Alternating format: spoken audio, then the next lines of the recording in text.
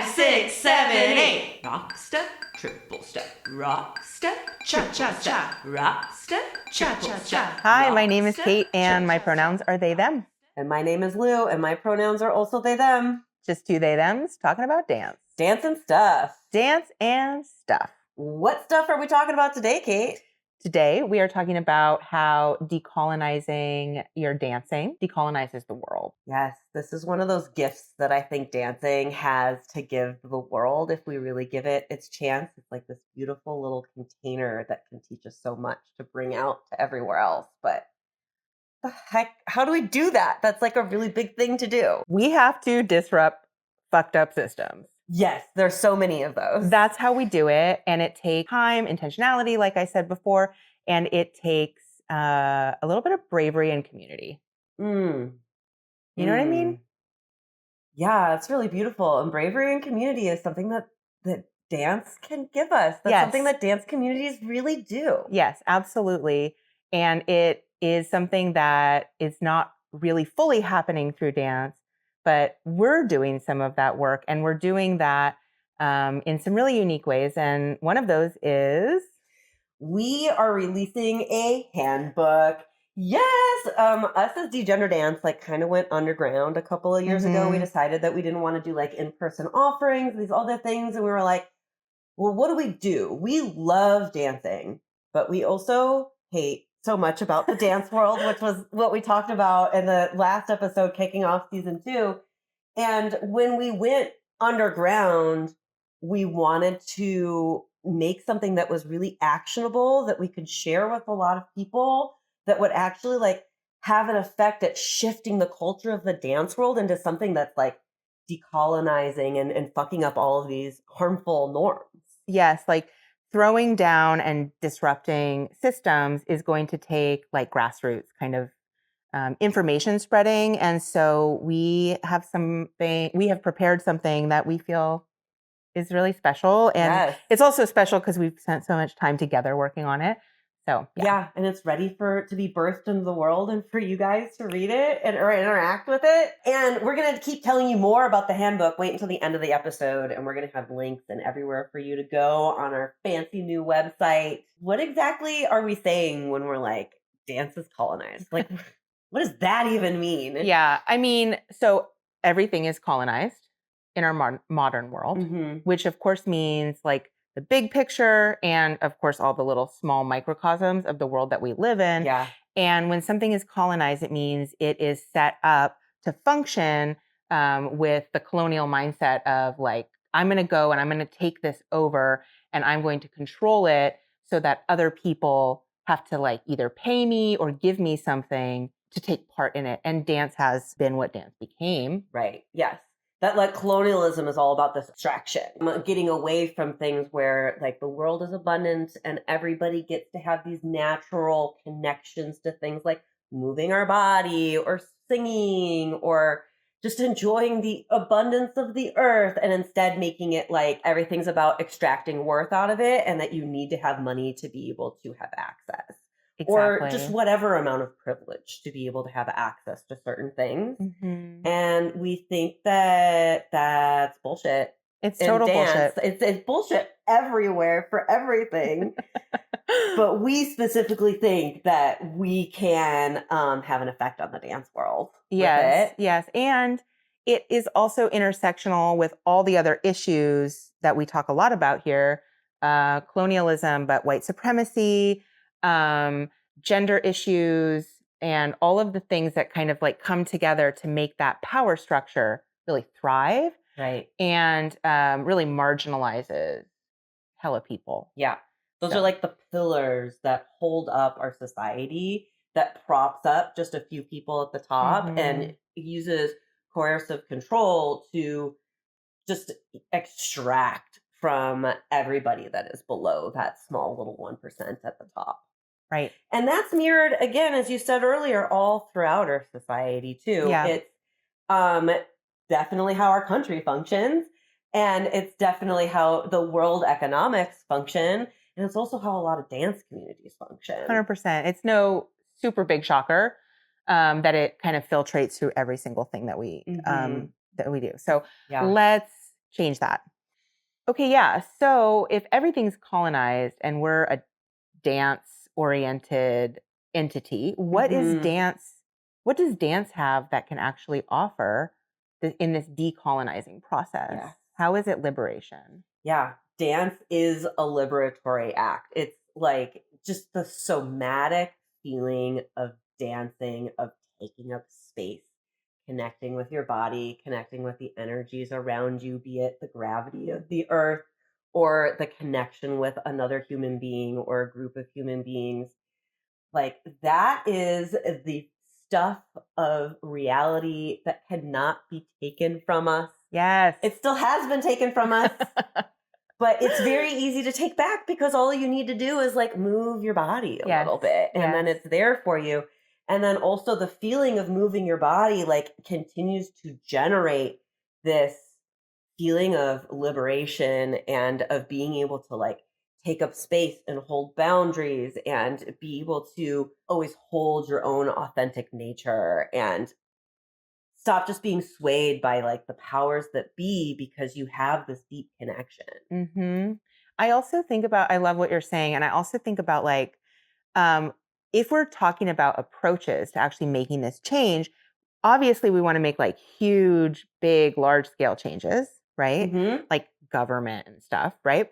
But also, why not approach from like these small communities and make change from below too, right? Like dance, I always say dance is a petri dish.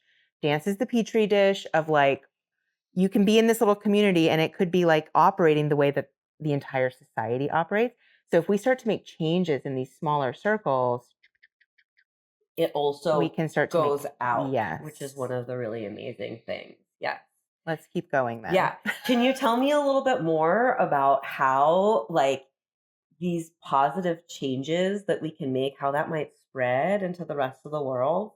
Well, I mean, dance, like one of the things that people enjoy about dance is that they are communal and communities, and you become part of different communities. And communities function by being with one another and changing each other through nervous system regulation, through changing habits together. And people will start to talk and start to like spread that to different places. And dance is also a worldwide phenomenon. So you can take what you've learned here and then go to Detroit and do it there, or go to like South America and do it there. I mean, it does start to proliferate because people from all walks of life dance. Yes, absolutely. It's like it is culture. Yes. So it also has this incredible ability to be a modality for culture and a modality for change because it's something that spreads and is a part of our fabric of community. 100%. I do think of it like there's obviously all forms of art and liberation through creation have the potential to do this, but dance is very unique in that you're all in like one big ass room together and you're talking and you're moving your bodies to music, and add on top of it that dance is historically a liberatory art form, that it does have built into it the ability to actually spread like wildfire new information. Absolutely. And then you start taking it into your friendships and your job and your family and all of these things, and it really can open up to you to a whole new way of living, and it's something that it opens up everybody together of new ways of living. Yes, and I always have a tendency to kind of like go a little too far, but I want to go a little further, and I want to say I'll just go a little further. Just a little further. Just a little bit. I want to say also, when you add on top of it that you are, I think I said something, but when you add the physical feeling of moving, The somatics of it. The somatics, you are locking new neural pathways in. Absolutely. I feel like, Jan from accounting, when she takes her salsa class and when she finally realized what frame is and what standing in her own strength is. Yes. I imagine that she goes into work and suddenly it's way easier to stand up to Dale, her asshole boss, who wants to just like push her around. But when she realized somatically that she can have grounding, suddenly it's like happening everywhere. I think that's like a really incredible thing, gift that dance has to give. It's huge. And just being in dance class, we have seen is not enough. Like we need this other piece, which is education and really, like we said, fucking up the norms. Right. Yes. Because again, like dance is this thing where it is our culture. So it's full of all this colonial bullshit stuff that's everywhere. It's like full of guys and gals and, like everybody get into this gendered box and it's all about men having control over women's bodies. Yep. And one person who owns the ballroom gets to call the shots and they're moving as fast as possible because they have to make money to be able to pay rent. And it just like strips this beautiful connective art form of its ability to do that, and then just kind of ends up perpetuating this white supremacist nightmare 100%. instead of it being the gorgeous liberatory thing that we want it to be. Yeah.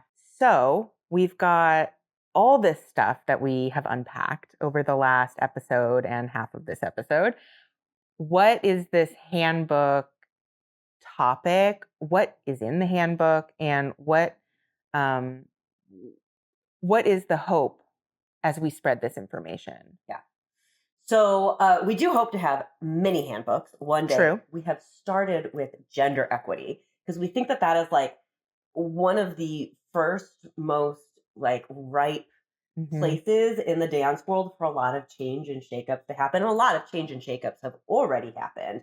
We just want to give people a lot more information and structure for that positive culture shift to keep being a wave of a positive culture shift. So we talk about things in this handbook like degendering language, what it means to engender dance and gendering different types of dancing. Everybody leads, everybody follows, class structures and how to implement all the different ways to approach that. Also, we talk about like updating dance guidelines and also touching on things like consent and how important that is in creating gender equity. And then also role equity and how we can make that equal, both just like with people out dancing in socials and also especially role equity between teachers. Absolutely. And it really it goes into a little bit about like the why, of course, but it also gets really into just like what you can do today and in an ongoing way to start like slowly shifting culture.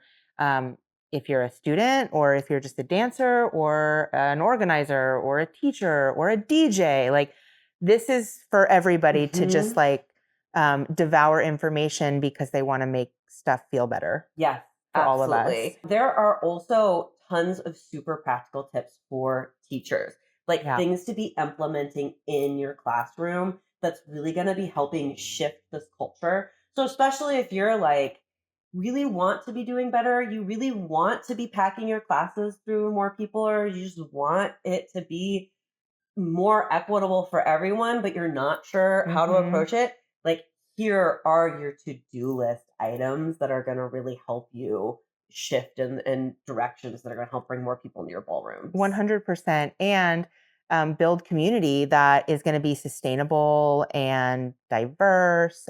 And I also think that a lot of what's in there is really talking about how we can like feel those changes in ourselves and then implement them. And a lot of the changes that we're talking about in this particular offering is like how there's like the dance part of dance, and then there's the social part of dance. And a lot of the gender equity handbook is about shifting the social aspect of the dance, but it also touches on actual dance mechanics too. Yeah.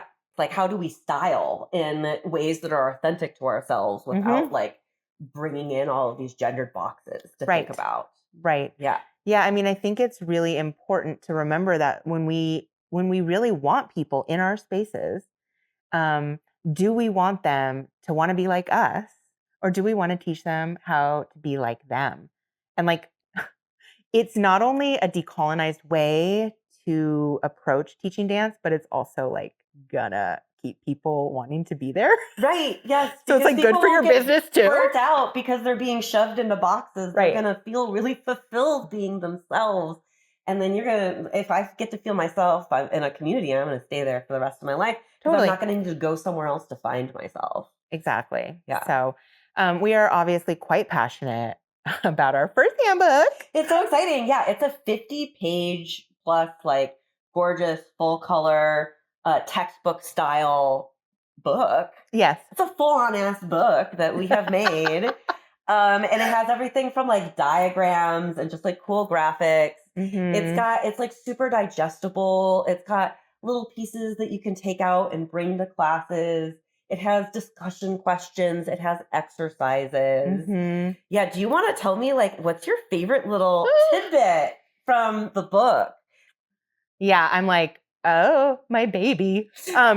Our baby. Yeah. I think that my absolute favorite part, there's like a whole section about how to rotate in ELEF. It's really fun. I love that one too, because like it gets my brain working. Even like writing it with Lou, I was like, wait, what? Because rotating is such a mind fuck. Yeah. I really like. So it has such an effect on how people can learn in your class and how enjoyable it is. It's so important. So true.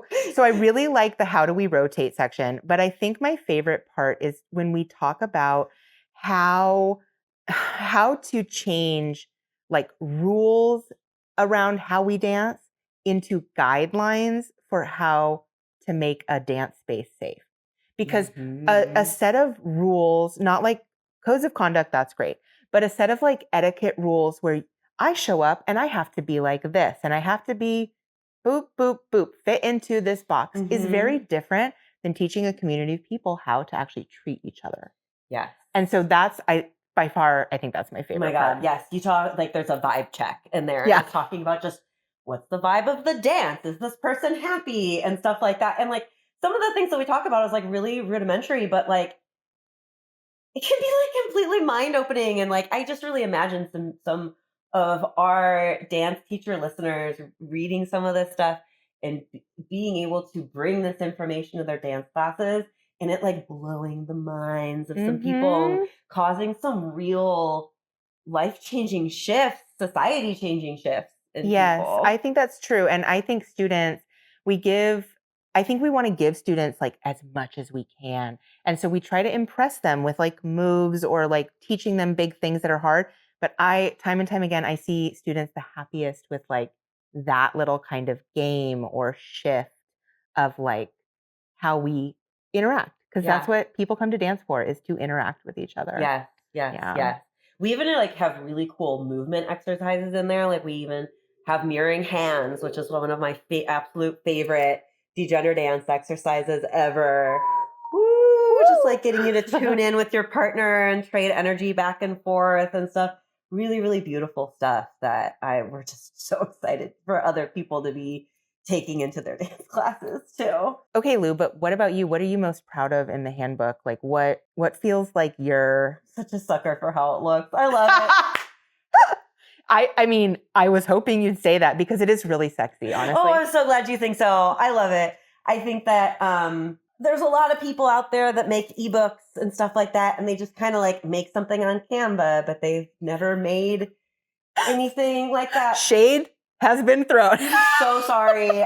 You guys have great information. You still do a really great job. And like, it felt really good to like flex my publication design degree that I got. I'm like, yeah, I love InDesign. This was really fun. And it's just like, made all these cool tabs and neat collages and cute little boxes. And it's just like, it feels really good. And when I look at it, it feels really good to look on the screen. It feels really good once we print out.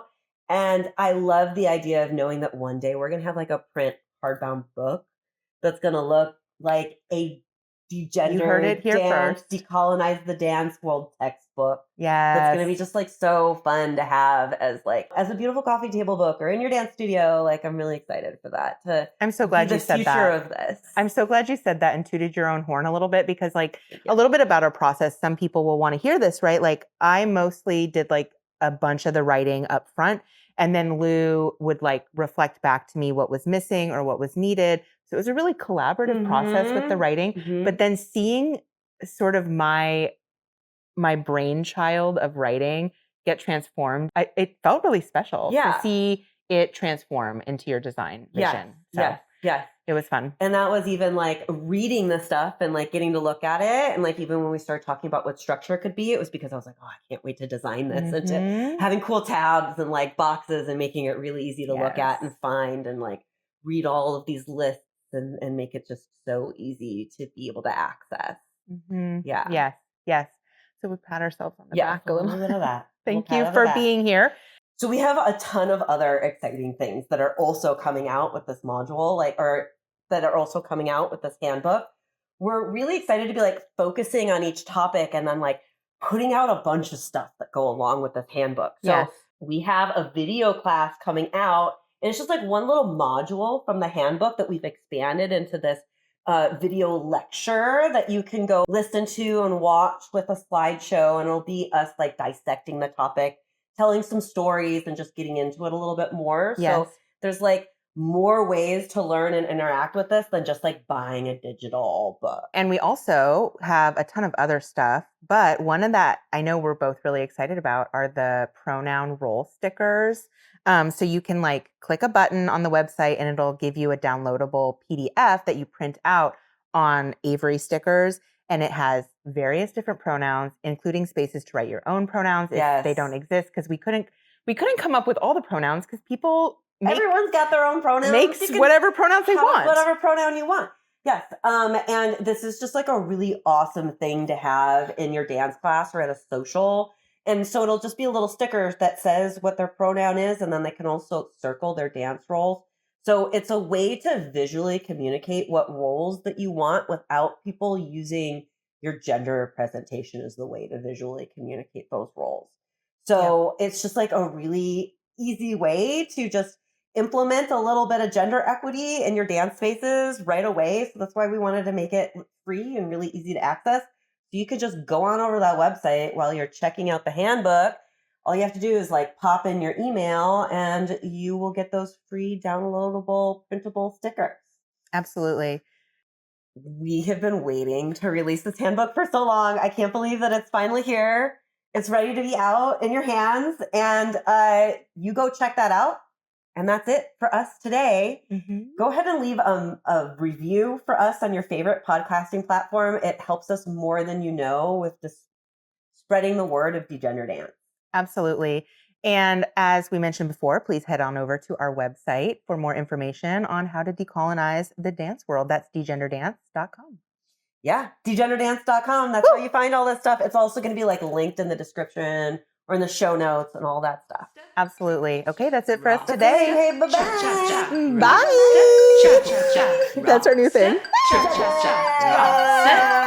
step. Ooh, ah, ee, ah, jazz hands.